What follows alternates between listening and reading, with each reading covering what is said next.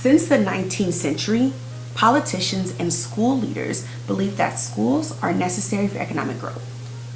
Horace Mann, who is considered the father of public education as we know it, proposed two major economic objectives.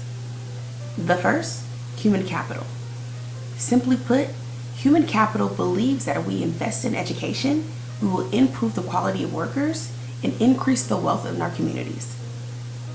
The second idea is of equal opportunity. By going to school, everyone will be given equal opportunity to compete for jobs and wealth. These ideas have shaped our legislation from the 1960s down to in his 2006 State of the Union address. President George W. Bush declared that in order to keep America competitive, that we had to make sure we're preparing children to take more math and science. During the opening of the National Education Summit on high schools, it was stated that in order for us to compete in a global economy, that workers needed to be prepared to compete for well-paid, cutting-edge jobs. My big question is, how are schools preparing students who attend failing public schools to then compete in our global economy? To answer this question, I began to take a look at what is the fastest growing industry. I quickly learned that technology is it. To gain a deeper understanding about the use of technology in schools, I took my work to Stockton, California. And I began talking to students from the Student Success and Leadership Academy who come from all over the city. My big goal was to figure out how are students using technology in their classrooms. Technology, we don't really use it in our classrooms. We still kind of old school. We still take notes. We don't use the laptops. We barely get to use the laptops. The only time we use them is when we get some short assignments.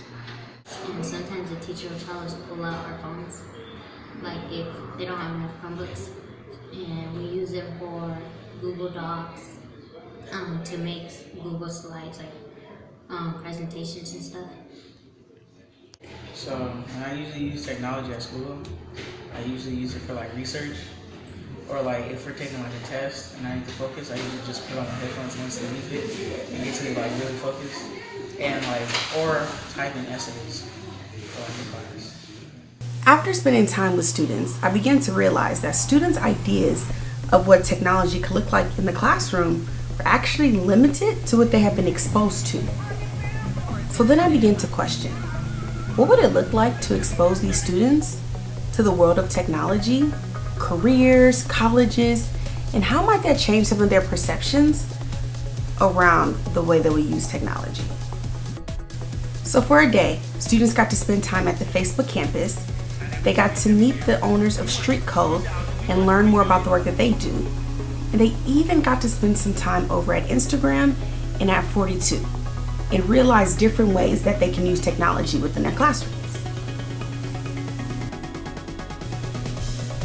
So after a long day, I began reflecting on the question that I started with. Do you think that your school is preparing you for the future? And if so, how? I don't know if school is really preparing us for the future. I feel like they kind of prepare us to succeed for our future, but they're not fully giving it their all. But because I believe they're not giving it their all. They went to Facebook, and I don't think that my school is preparing me for the real world, because at Facebook there's so much stuff there, and it's going to take a lot of work if I ever want to get that high. And my school, I just don't feel like they're giving me the electronics and technology that I need to reach there, or teaching that I need. In reflection, I realized that students wouldn't be able to fully answer this question without exposure. Exposure to what is possible, exposure to what they can do, what they can be. It took seeing people at Facebook who looked like them, who came from similar backgrounds, for them to begin to see themselves. So what we know is that we aren't there yet. The big question that I have now is, how do we get to a place where all students are being prepared for the future, knowing that the future is technology?